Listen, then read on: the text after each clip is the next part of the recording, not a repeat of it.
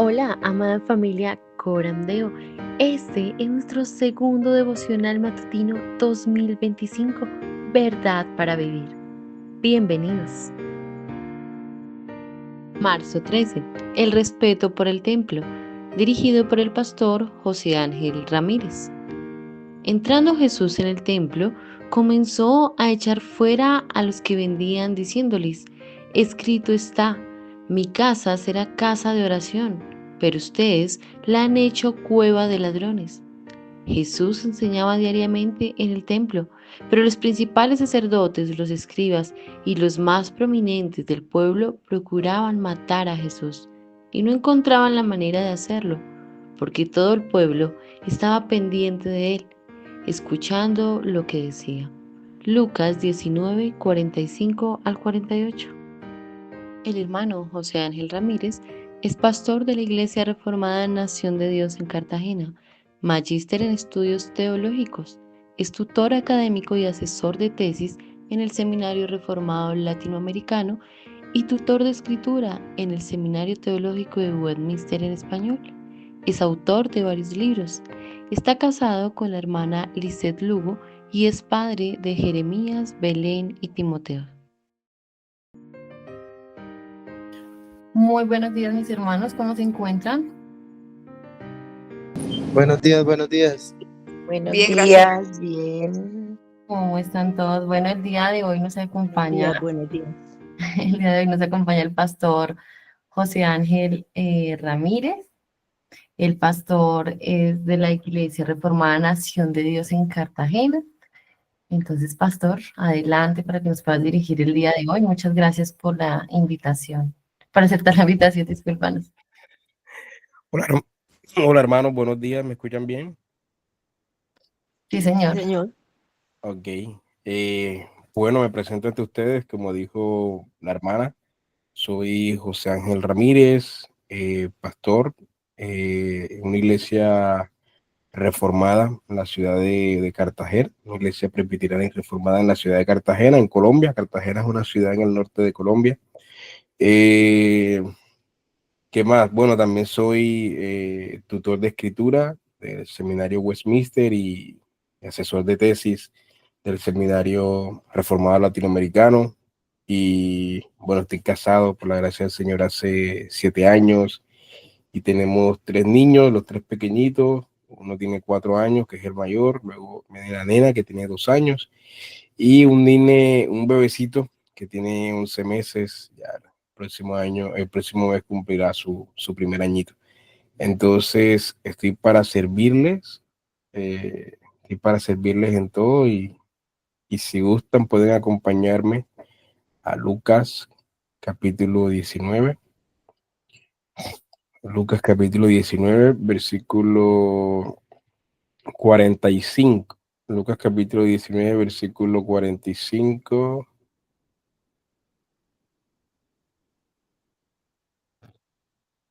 Lucas 19, versículo 45, y leemos hasta el versículo 48, y luego de leer las escrituras, oramos para que el Señor nos ilumine.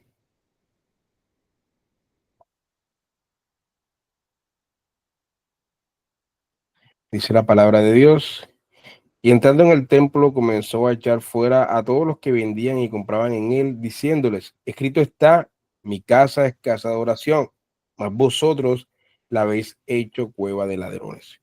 Y enseñaba cada día en el templo, pero los principales sacerdotes, los escribas y los principales del pueblo procuraban matarle, y no hallaban nada que pudieran hacerle, porque todo el pueblo estaba suspenso oyéndole. Amado Padre Celestial, te damos muchas gracias por esta mañana que nos regalas, este nuevo día que nos regalas, y qué bendición, Señor, poder comenzar el día alimentándonos de tu palabra. Qué bendición que tú puedas darnos alimento en esta mañana, alimento espiritual, Señor, antes que el alimento material. Gracias porque tú eres bueno al pastorearnos de todas estas formas posibles, Señor. Gracias porque tú has dejado esta porción de las escrituras, tú la has inspirado para nosotros y la has preservado también. Y por eso te pido que el mismo espíritu que inspiró esta porción de la escritura nos ilumine en esta mañana y la aplique a nuestras vidas. Te lo pido en el nombre de tu Hijo. Amén. Bueno, mis hermanos, este pasaje de Lucas está ubicado en una sección bastante particular. El Señor Jesucristo acaba de entrar a Jerusalén. O sea, cuando ustedes miran el contexto literario de aquí del Evangelio de Lucas, el Señor Jesucristo en la sección, en la perícopa anterior o en la unidad de pensamiento anterior, acaba de entrar a Jerusalén. Como todos sabemos, entra en un asno, ¿no? En un burrito y la gente lo recibe, etcétera. Y la sección que sigue después de este pasaje que acabamos de leer es Jesús diciendo que él tiene autoridad eh, de sumo sacerdote, ¿sí? Entonces, esto está evidentemente conectado como una unidad de pensamiento, ¿sí? Donde Jesucristo está mostrando o está poniendo por un lado la hipocresía del liderazgo de los religiosos ahí en Israel, del liderazgo de los fariseos, de los saduceos, del sumo sacerdote, de los sacerdotes, etcétera. Él está exponiendo, por un lado, esa hipocresía y por otro lado, él está mostrando que él es el verdadero sumo sacerdote, él es el verdadero purificador de la fe, ¿sí? Él es el verdadero sacerdote que el pueblo necesita y él es el verdadero enviado a purificar la, la religión, ¿ya? Pero tal vez uno con el contexto histórico pueda comprender mucho más este pasaje. Hay una, hay una teología bastante interesante y bastante amplia detrás de lo que es el templo, de lo que es el templo en Israel. Uno puede comenzar a hablar del templo desde Génesis, capítulo 1, de los 3 primeros capítulos de Génesis, cuando Dios coloca al hombre en el huerto de Edén. El huerto de Edén era un jardín, ¿cierto? La palabra huerto es eso, era un jardín, el jardín del Edén, ubicado en una región llamada el Edén, ¿sí? Que era una región mucho más grande, ¿no? Una región mucho más grande y seguramente una región montañosa por los ríos que había, etcétera. Habían 4 ríos, lo cual implicaba que esto era una región montañosa. Y en ese jardín del Edén, el hombre tenía comunión con Dios. Ahora, la palabra jardín allí no implica únicamente un lugar donde hay árboles, ¿sí? Sino que la palabra aquí jardín implica la idea de un templo también. Es decir, el jardín de Edén era un templo en el cual el hombre podía tener comunión con Dios. De hecho, algunos han sugerido que el jardín del Edén era como el cielo en la tierra, era como una conexión, era como el cielo, pero directamente en la tierra, una conexión donde el hombre podía estar en comunión con Dios. Evidentemente, a medida que el hombre iba reproduciendo, se iba creciendo, el hombre iba a salir del huerto de Edén, iba a poblar toda la tierra, a extenderse por toda la tierra, pero siempre iba a estar ese jardín de ahí para que el hombre pudiese tener una comunión directa con Dios, ¿verdad? Nuevamente, como el cielo en la tierra. Y el hombre fue puesto en ese jardín para que lo labrase, para que lo cuidase, ¿sí? Para que se enseñorease de él. Así que Dios le está asignando a Adán y a Eva, le está asignando un papel sacerdotal en este tiempo, en este momento de creación. O sea, en Génesis 1, en Génesis 1 y 3 se está presentando el jardín como un templo, un jardín templo en el cual el hombre debe vivir y el hombre es colocado como un sacerdote de ese templo, el cual él debe labrar, purificar, cuidar, ¿sí? Y luego él tenía que seguir extendiendo sus dominios por fuera del jardín inicialmente, pero el jardín iba a ser ese espacio como directo en el que el cielo y la tierra se conectan, un templo. Ahora, cuando el hombre peca, porque la serpiente entra al templo, cuando el hombre peca, Dios expulsa al hombre del huerto de Edén por misericordia principalmente sobre el hombre, pero también por una especie de castigo, pero principalmente misericordia, porque Dios dice que es bueno que el hombre vaya a comer del árbol de la vida y viven en esa condición eternamente. Y definitivamente, si lo pensamos, definitivamente esto es una gran noticia, es decir, es un acto de misericordia de Dios hacia nosotros, porque, o sea, en este estado en el cual nos encontramos hoy día. Batallamos con, no sé, luchas mentales, con ansiedades, con depresiones algunos, con ataques de pánico otros. Batallamos con enfermedades físicas, con pecado, también con esas tentaciones, esas luchas. O sea, la batalla en este cuerpo es una batalla a muerte, una batalla cruel. Ahora imagínense vivir eternamente en esta condición, o sea, terrible. Si hay algo que es atractivo de la vida eterna, es que la vida eterna es una vida plena, ¿sí? Una vida no así como estamos actualmente, sino una vida totalmente transformada. Una vida plena significa una vida llena de gozo, una vida diferente a la cual estamos hoy día. Así que en un acto de misericordia, Dios nos deja que el hombre, no va a permitir que el hombre coma del árbol de la vida, que es un simbolismo también, es un sacramento que está apuntando al árbol de la vida que va a ser Jesucristo más adelante en la historia bíblica, pero Dios va a expulsar al hombre del huerto como acto de misericordia primeramente, como dije, pero también como acto de castigo, porque ya ahora es pecador, ahora está manchado por pecado, ya no puede morar en ese templo que es el cielo en la tierra prácticamente. Entonces cuando el hombre es expulsado, el hombre es expulsado hacia el oriente. Hacia el oriente es interesante porque se dice que Dios colocó los querubines en la entrada oriental, es decir, parece que este jardín tiene una entrada en el oriente, al oriente del jardín.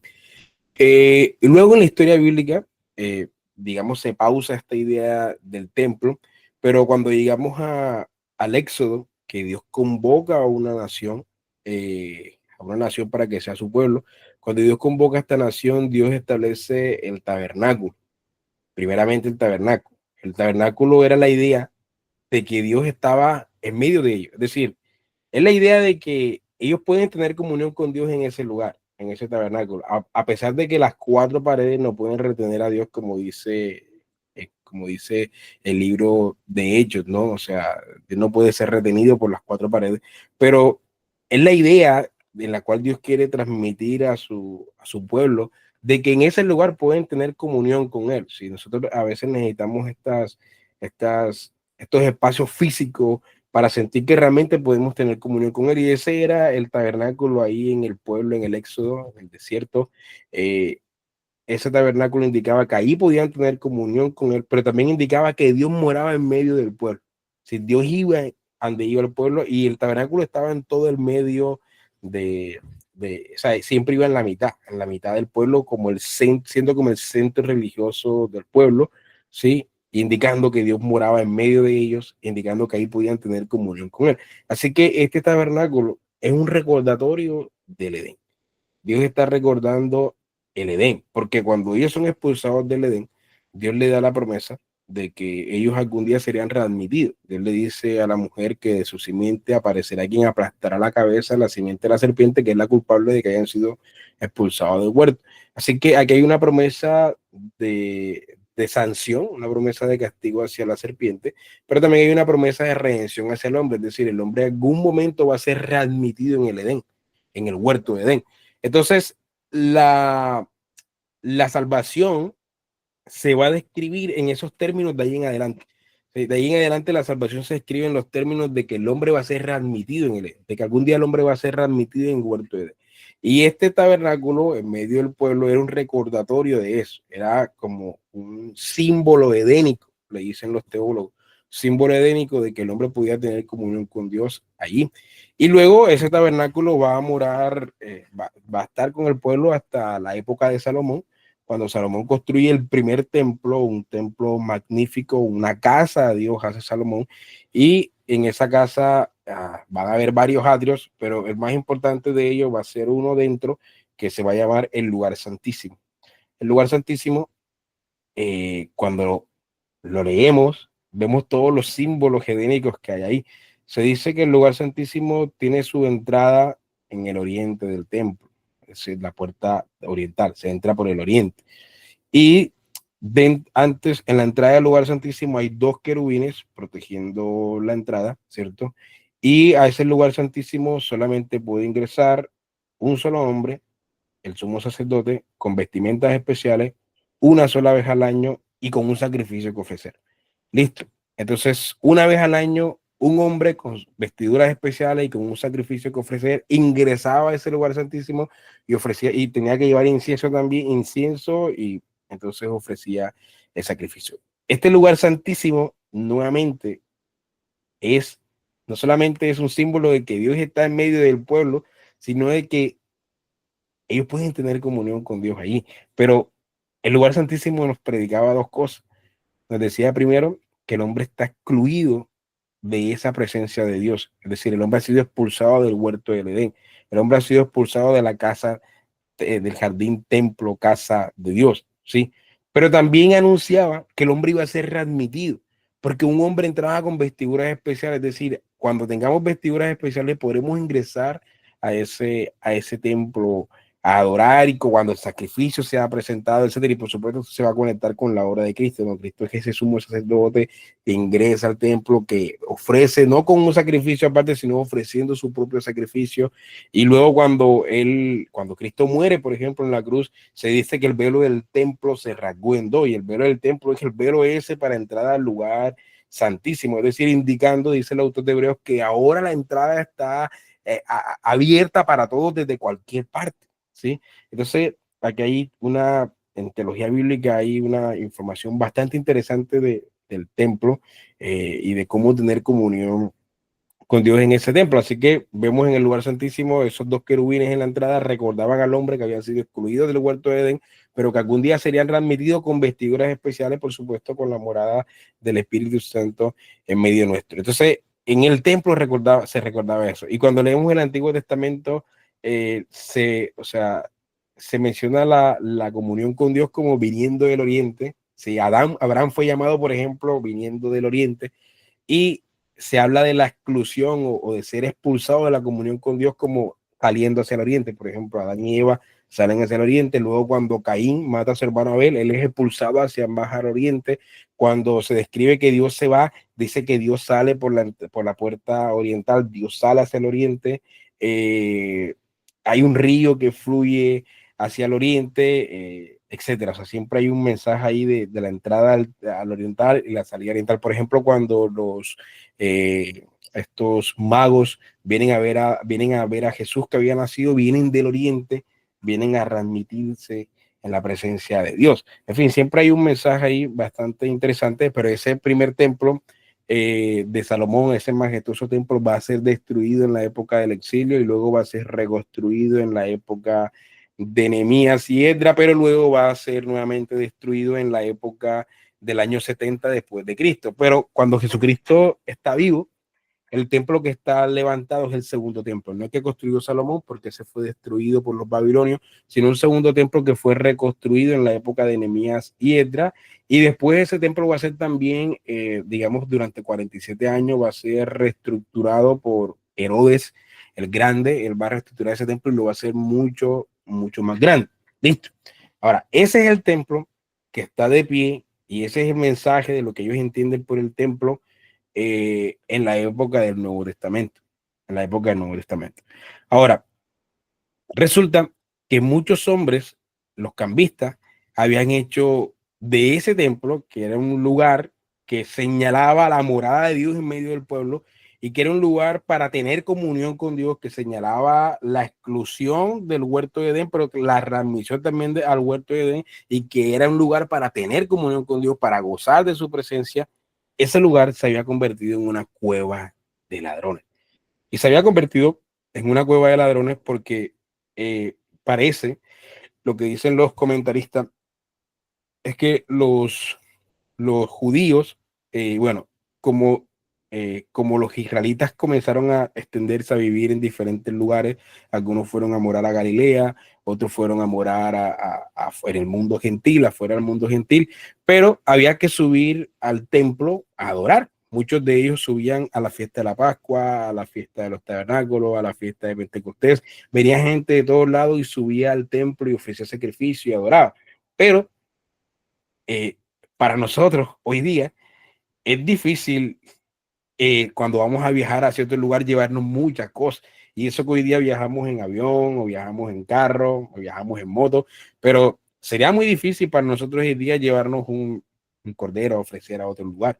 Sí, sería incómodo subirse con un cordero en un avión o llevarlo en un carro o en una moto, por ejemplo.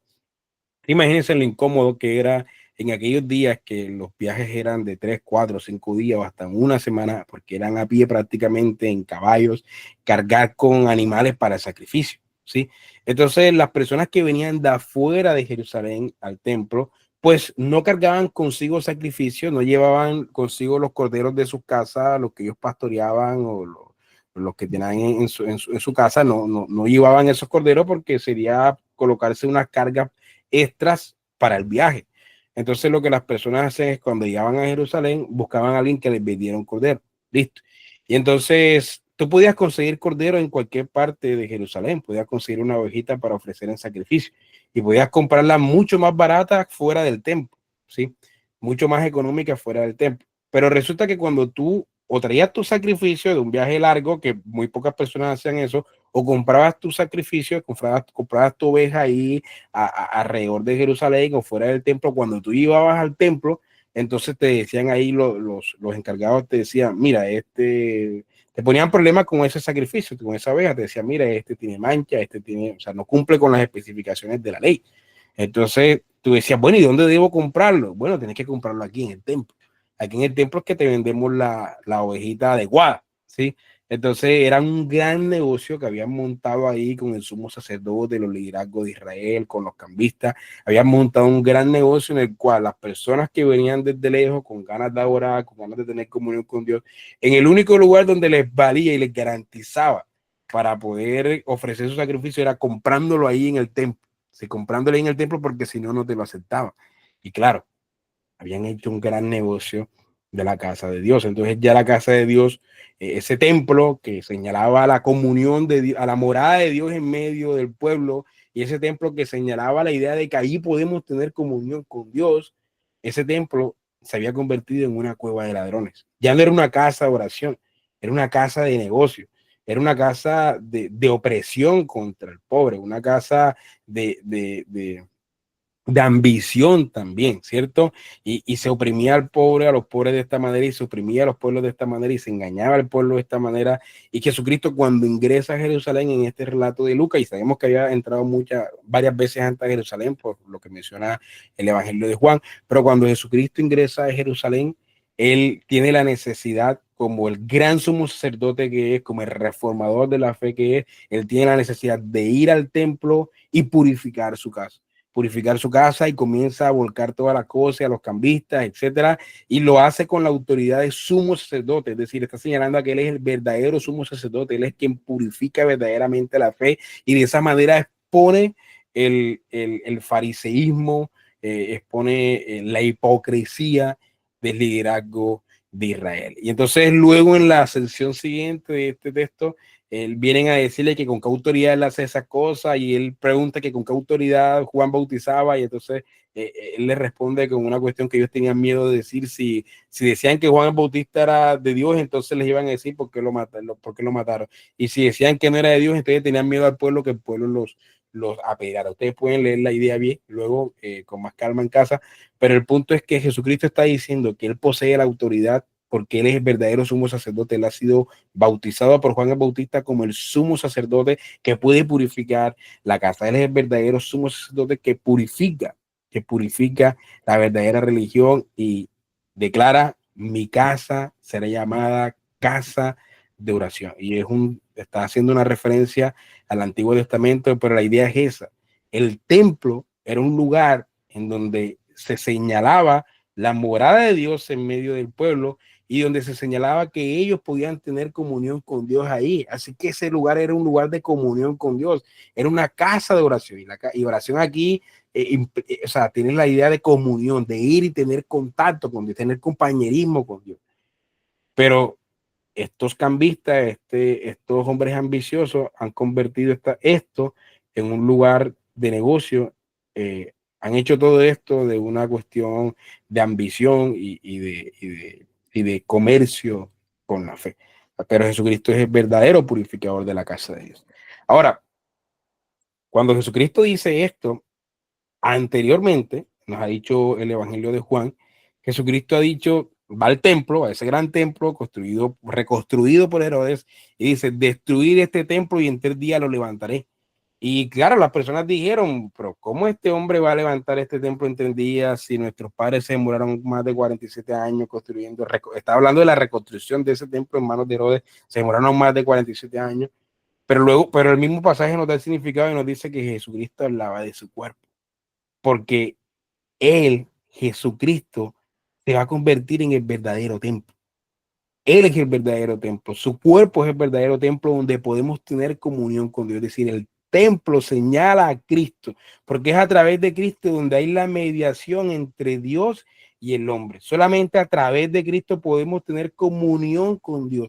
Solamente a través de Cristo podemos tener cercanía con Dios. Sin Cristo no hay esa comunión con Dios. Sin Cristo no se puede ir a la presencia de Dios. O sea, con Cristo podemos ir a la presencia de Dios desde cualquier rincón del planeta. Una vez queramos acercarnos a Dios, podemos hacerlo mediante Cristo, pero sin Cristo no. Entonces Cristo es el verdadero templo de Dios.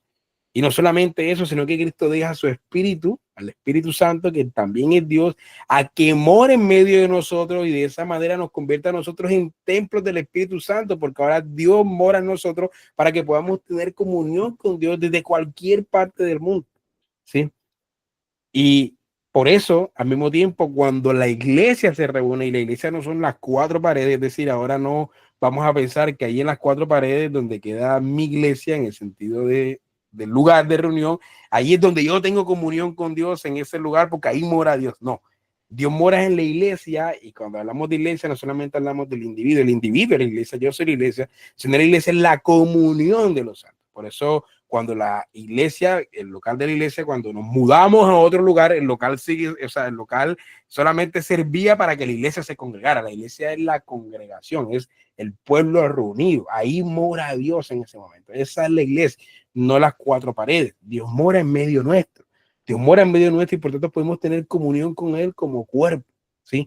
Así que esta iglesia, que somos nosotros cuando nos reunimos, en los momentos en que nos reunimos, donde están 2 o 3, ahí yo estoy yo en medio de ellos, dice el Señor Jesucristo, cuando nos reunimos a adorar en comunión, ahí somos la iglesia y el Espíritu Santo mora en medio de nosotros y ahí Dios está teniendo comunión con nosotros y está diciendo, yo estoy en medio de ustedes, ¿cierto? Entonces, no solamente es a través de Cristo, bueno, esto se hace a través de Cristo, de hecho, Él es el templo, pero también esta iglesia cuando se reúne es el templo y eso, por supuesto, esto que he explicado nos deja muchas cuestiones prácticas, ¿sí?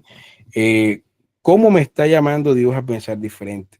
Bueno, en primer lugar, Dios nos llama a pensar diferente con respecto a la vida en comunión de la iglesia. La vida en comunión de la iglesia, debemos tener claro que cuando vamos a la comunión de la iglesia, muchas veces vamos con las motivaciones incorrectas. Vamos porque, bueno, tengo que ir porque si no voy, las personas van a decir que estoy en el mundo, entonces debo ir para aparentar de que sigo firme en la fe.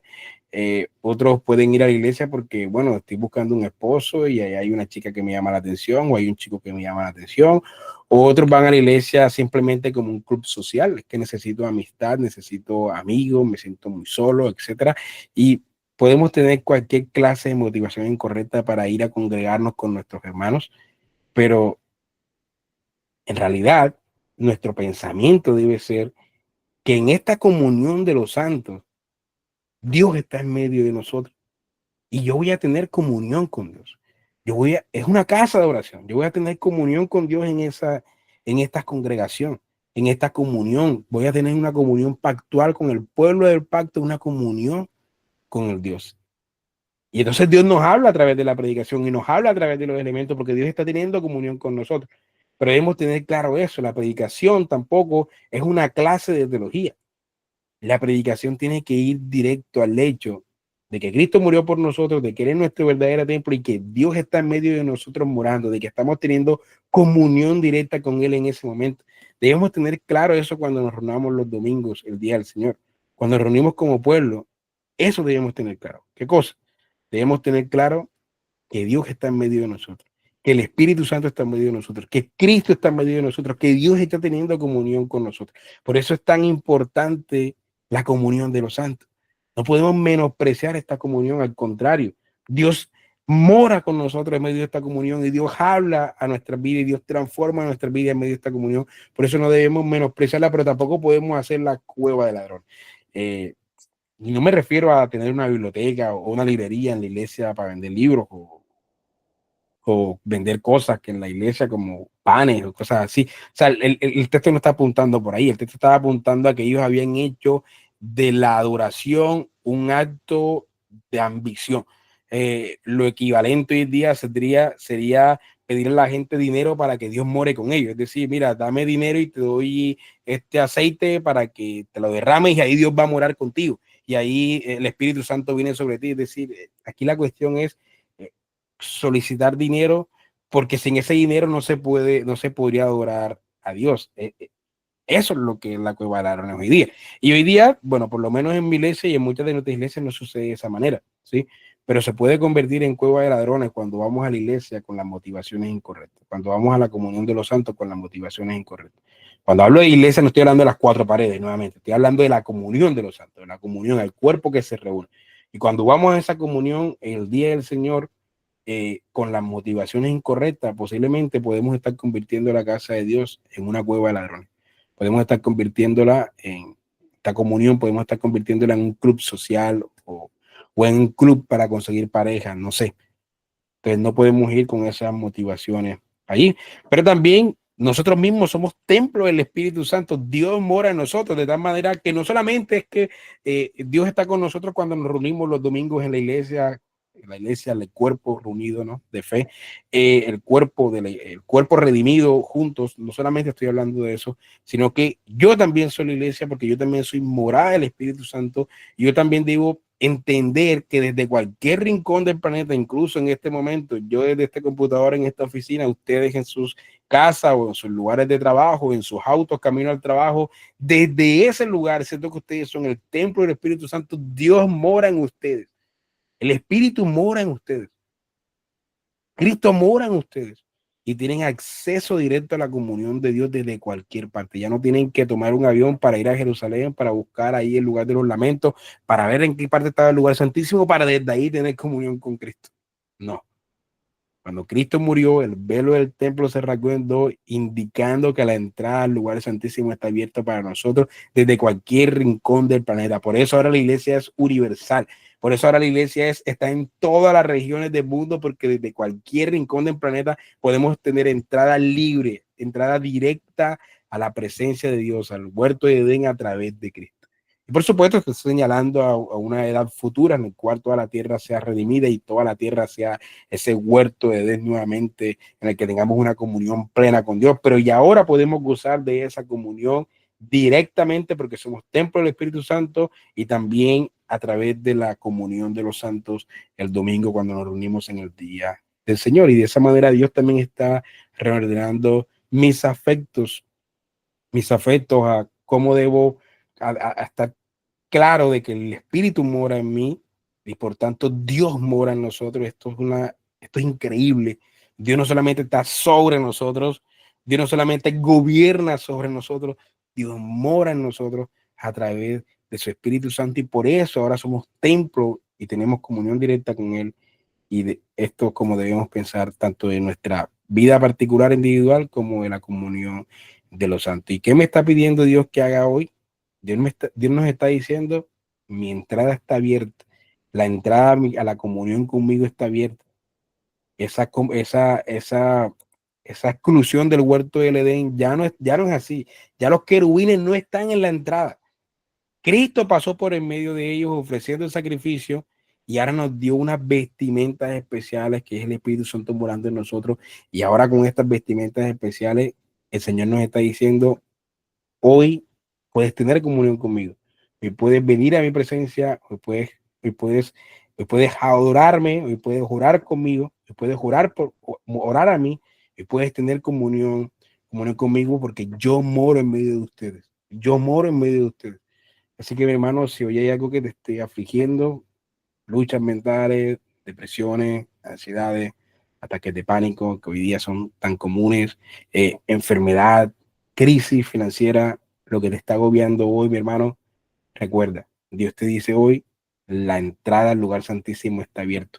La entrada al huerto de Edén está abierta a través de Cristo y por medio del Espíritu Santo puedes tener comunión conmigo hoy, porque yo moro en medio tuyo, yo moro en medio de ti y puedes tener comunión conmigo porque mi casa es casa de oración. Amén.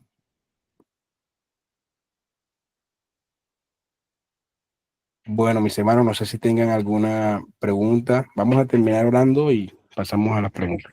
Señor, gracias por esta meditación de la palabra en este texto que tú has inspirado para nosotros. Te pedimos, Señor, que tú apliques esto realmente a nuestras vidas para que lo podamos poner en práctica, Señor. Que no entre por un oído y salga por otro, sino que realmente se ata a nuestros corazones, se ata a nuestro ser, para que podamos poner en práctica esta idea, esta verdad de que podemos tener comunión contigo porque tú moras en nosotros, Señor. Te pedimos en el nombre de tu Hijo. Amén. Amén. Amén. Amén. ¿Alguna pregunta, hermanos? Bueno, alguien comparte en el chat la idea de la venta de palomas. Sí, efectivamente, también se vendía paloma. En la ley estaba establecido que las personas muy pobres podían ofrecer paloma. Por ejemplo, cuando vemos a Jesucristo, el sacrificio que se ofreció por él cuando fue presentado en el templo fue una tortola, una paloma. Entonces también hacían eso y esto nos muestra directamente la relación con los pobres, cómo estaban oprimiendo a los pobres a través de este mercadería de la fe. Sí, hermano Juan Carlos. Buenos días. Buenos días. Una cosa, pues aquí todo el devocional usted nos insistió y nos recordó siempre al Oriente, ¿sí?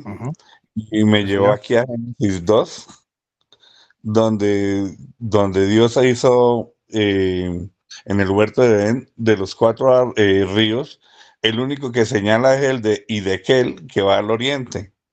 Y usted nos recordó que al oriente y al oriente y al oriente, ¿sí? Y me lleva a mí aquí a pensar que el oriente es la derecha y Cristo está a la derecha del Padre, siempre direccionándonos y llevándonos a Cristo.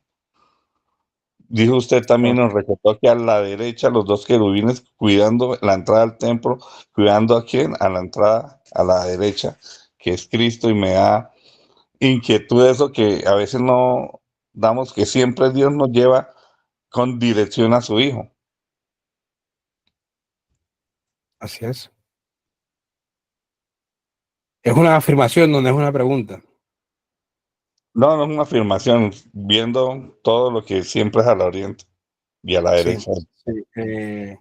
Sí, ese río, o sea, la idea allí también es que hay un río que fluye del oriente, sale al oriente y luego en Ezequiel se nos va a decir que del templo hay un río que sale de la puerta oriental para dar vida al mundo, para dar vida al mundo. Por eso Jesucristo solía decir que quien cree en él correrán ríos de agua viva de su interior, ¿no? La idea aquí es esa, está fluyendo un río que alimenta al mundo, ¿sí? Que da vida al mundo y surge del oriente, o sea, sale de Dios y es ahí, a través de eso, que podemos tener comunión con Él. ¿Algo más, hermanos? Si no hay nada más, entonces de mi parte concluimos por hoy. Señor les bendiga grandemente, el Señor les ayude en este nuevo día, ¿sí? En todas las cosas, y así como ha provisto para alimento espiritual, también provea para el alimento físico y material y para sus necesidades también, para sus luchas. Señor les ayude en todas las cosas, mis hermanos. Un fuerte abrazo, bendiciones. Chao, chao, un privilegio haber compartido con ustedes hoy. Muchas gracias, hermano. Bueno, mis hermanos, nuestra frase cierra siempre: firmes y adelante, huestes de la fe. Sí. Porque Jesús ve. Amén. Bueno, mis hermanos, vemos el día de mañana, Dios mediante. Bendiciones. Amén. Bendiciones. Bendiciones.